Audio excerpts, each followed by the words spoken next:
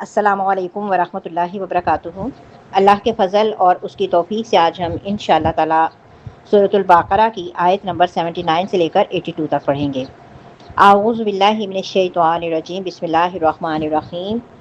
Foil للذین، پس ہلاکت ہے ان لوگوں کے لیے جو یکتبون الکتاب، وہ سب لکھتے ہیں کتاب، بِأَیْدِیہم، اپنے ہاتھوں سے، ثم، پھر یقولون، وہ سب کہتے ہیں، ھذا، یہ، من عند اللہ، اللہ کی طرف سے ہے، لیشتروا، تاکہ وہ سب حاصل کریں، بہ، ثمنا قلیلا، اس کے ذریعے تھوڑی قیمت۔ فویل لہم، پس ہلاکت ہے ان کے لیے، مما، اس وجہ سے جو، کتبت ایدیہم، لکھا ان کے ہاتھوں نے، وویل، اور ہلاکت ہے، لہم، ان کے لیے، مما یکسبون، اس وجہ سے جو وہ سب کماتے ہیں۔ وقالو، اور ان سب نے کہا، لن تمسنا النار، ہرگز نہیں ہمیں چھوئے گی آگ، الا ایاما معدودہ، مگر چند دن گنتی کے۔ قل، آپ کہہ دیجئے، اتخذتم، کیا تم نے لے رکھا ہے، عند اللہ، اللہ کے پاس، عہداً، کوئی وعدہ، فلن یخلف اللہ، تو ہرگز نہیں خلاف کرے گا اللہ تعالیٰ، عہدہ، ام تقولون، اللہ اپنے وعدے کے، یا تم سب کہتے ہو، علی اللہ، اللہ تعالیٰ پر، ما لا تعلمون، جو نہیں تم سب جانتے۔ بلا، ہاں کیوں نہیں، من کسب، جس نے کمائی، سیئۃً، برائی، واحاطت بہ، اور گھیر لیا اس کو، خاطئاتہ، اس کے گناہوں نے، فاولئک اصحاب النار، تو وہی لوگ اہل دوزخ ہیں، ہم فیہا خالدون، وہ اس میں ہم سب ہمیشہ رہیں گے۔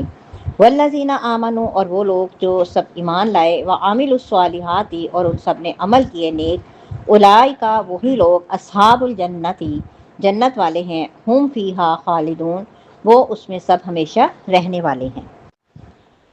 فویل للذین یکتبون الکتاب بایدیہم، اہل کتاب ایک طرف اپنے نیک اور جنتی ہونے کا دعویٰ کرتے تھے، اور دوسری طرف اپنے خود ساختہ تصورات کو اور ذاتی خیالات کو لوگوں کے سامنے وہ یوں پیش کرتے کہ یہ گویا اللہ کا حکم ہے، اور اس ذریعے سے پھر لوگوں کا مال بٹورتے اور سیاسی مفادات حاصل کرتے تھے۔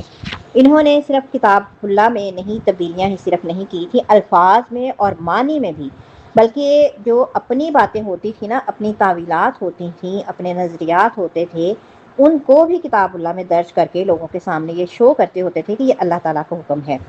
تو اسی وجہ سے رب العزت آخری زمان پیغمبر صلی اللہ علیہ وآلہ وسلم پر نازل ہونے والی کتاب جو قیامت تک باقی رہنی تھی، اس کی حفاظت کا ذمہ اللہ تعالیٰ نے خود لیا تھا۔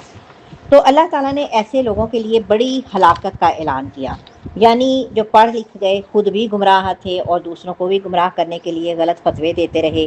مقصد کیا تھا؟ صرف دنیا کمانا تھا کہ پیسہ ملے، اور لوگوں کو ان کی مرضی کے مطابق، پھر ان کی خواہشات کے مطابق فتوے دیتے، مسئلے لکھ کے دیتے، اور پھر اتنی جرت، اتنی جھٹائی کا مظاہرہ کرتے کہ اس کو اللہ اور اس کے رسول کی طرف منسوب کر دیتے تھے۔ تو اللہ تعالیٰ فرماتے ہیں کہ ان کے لیے بڑی ہلاکت جو ان کے ہاتھوں نے لکھا اور جو اس کے ذریعے سے انہوں نے کمایا، تو وہ لوگ جو قرآن کی تفسیر کرتے ہوئے صحیح احادیث کو چھوڑ کر اپنی رائے پیش کرتے ہیں یا اسرائیلی روایات ذکر کرتے ہیں، ان کے لیے بھی اس کے اندر وعید ہے۔ عبداللہ بن عباس رضی اللہ تعالیٰ عنہ فرماتے ہیں کہ تم اہل کتاب سے، یعنی نصارہ سے، کسی بھی خبر کے متعلق کیوں پوچھتے ہو، جبکہ تمہاری کتاب جو اللہ کے رسول پر نازل کی گئی سب سے نئی ہے، تم اسے خالص اور ہر طرح کی ملاوٹ سے پاک پڑھتے ہو، حالانکہ اللہ تعالیٰ نے تمہیں بتایا ہے کہ اہل کتاب نے اپنی کتاب کو بدل دیا اور انہوں نے اپنے ہاتھوں سے کتاب لکھ کر کہا کہ یہ اللہ تعالیٰ کی طرف سے ہے، تاکہ اس کے ذریعے سے دنیا کا جو تھوڑا سا مال ہے کمائے۔ تو کیا تمہارے پاس جو علم آیا ہے وہ تمہیں ان سے پوچھنے سے روکتا نہیں؟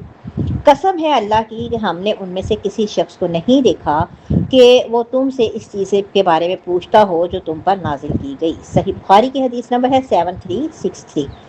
اور اس میں اس شخص کے لیے بھی وعید ہے جو دنیا کمانے کے لیے کوئی ایسی کتاب لکھتا ہے جو قرآن اور سنت کے خلاف ہے، اور کہتا ہے کہ یہ اللہ تعالیٰ کی طرف سے نعوذ باللہ نازل ہوئی ہے۔ اور ان لوگوں کے لیے بھی وعید ہے جو قرآن اور سنت کے علم کو صرف اس لیے چھپاتے ہیں کہیں ان کے مخالفین اس کو اپنے حق میں ان کے خلاف دلیل نہ بنا لیں۔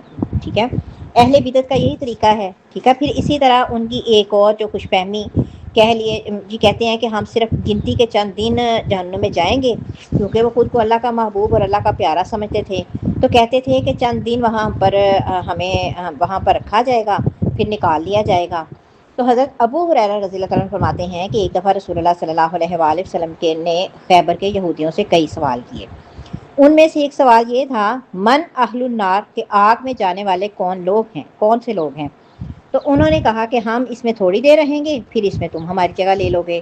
تو آپ صلی اللہ علیہ وآلہ وسلم نے فرمایا، تم ہی اس میں دفعہ دور رہو، ہم اس میں کبھی بھی تمہاری جگہ نہیں لیں گے۔ صحیح بخاری کی حدیث نمبر ہے 3169۔ اسی طرح حضرت عبداللہ بن عباس رضی اللہ عنہ فرماتے ہیں، انہوں نے فرمایا کہ رسول اللہ صلی اللہ علیہ وآلہ وسلم مدینہ میں تشریف لائے تو یہودی کہا کرتے تھے کہ دنیا کی مدت صرف 7000 سال ہے، اور لوگوں کو دنیا کے 1000 کے بدلے آخرت کے صرف ایک دن کا عذاب ہوگا۔ تو یہ صرف 7 دن ہے، پھر عذاب ختم ہو جائے گا۔ تو اس پر پھر اللہ تعالیٰ نے یہ والی آیت نازل کی تھی، وَقَالُوا لَن تَمَسَّنَا النَّارُ إِلَّا أَيَّامًا مَّعْدُودَةً، کہ یہ ابن ابی حاتم کی حدیث ہے، حدیث نمبر 210، صحیح حدیث ہے۔ اسی طرح ایک تیسرا قول ہے، وہ کہتے تھے کہ ہم صرف اتنے دن جہنم میں رہیں گے جتنے دن ہم نے بچڑے کی عبادت کی۔ تو اللہ تعالیٰ نے اس کا رد کرتے ہوئے ان سے پوچھا کہ کیا اتنے وثوق سے جو تم یہ بات کہہ رہے ہو، اس وجہ سے کہ تم نے اللہ سے کوئی عہد لیا ہے اور تمہیں یہ یقین ہے کہ اللہ اپنے وعدے کی خلاف ورزی نہیں کرے گا؟ عہد جو ہے نا، ایسے اقرار کو کہتے ہیں جس کی حفاظت بھی کی جائے اور اسے پورا کرنے کا ہر وقت خیال رکھا جائے، ٹھیک ہے۔ تو یہ دو طرفہ بھی ہو سکتے ہیں اور مشروط بھی۔ تو اللہ تعالیٰ نے فرمایا کہ کیا کوئی وعدہ ہوا ہے اس کی بیس پہ کہ تم کہہ رہے ہو، ام تاقلون علی اللہ ما لا تعلمون، اگر وعدہ نہیں ہوا تو اس کا مطلب یہ ہے کہ تم اللہ کے بارے میں وہ کہہ رہے ہو جو تمہیں پتہ ہی نہیں ہے، یہ جھوٹ بول رہے ہیں۔ سنو، جو تم کہہ رہے ہو نا، معاملہ ویسا نہیں ہے، حقیقت کیا ہے سنو۔ من کسب سیئاتم، جو ہے نا، یہ جو من گھڑت تصورات ہیں، یہ جو تمہاری بدعمالیاں ہیں، یہ تمہیں جہنم رسید کریں گی۔ جس نے بڑی برائی کمائی ہے، اس سے مراد شرک ہے، اور اس کی خطاؤں نے اس کے گناہوں نے اسے گھیر لیا ہے، یعنی اس نے اتنے گناہ کیے ہیں کہ اس نے توبہ نہیں کی۔ عبداللہ بن عباس رضی اللہ تعالیٰ عنہما کو فرماتے ہیں کہ سیئاتن سے مراد ایسا کفر ہے جو ہر نیکی کو ختم کر دیتا ہے۔ ابن ابی حاتم کی حدیث نمبر ہے 812، یہ حدیث بھی صحیح ہے۔ تو جو انہوں نے کہا تھا نا کہ ہم آخر کار جنت میں جائیں گے خواہ آخری نبی پر ایمان لائیں یا نہ لائیں، تو اللہ تعالیٰ نے فرمایا کہ یہ غلط ہے۔ جس نے بڑی برائی کمائی، یعنی آخری زمان پیغمبر صلی اللہ علیہ وآلہ وسلم پر ایمان لانے سے انکار کیا اور اسے اس کے گناہوں نے گھیر لیا، تو اس کا کوئی بھی، اس کی جو نیکی ہے وہ باقی نہیں رہی، وہ ابدی جہنمی ہے۔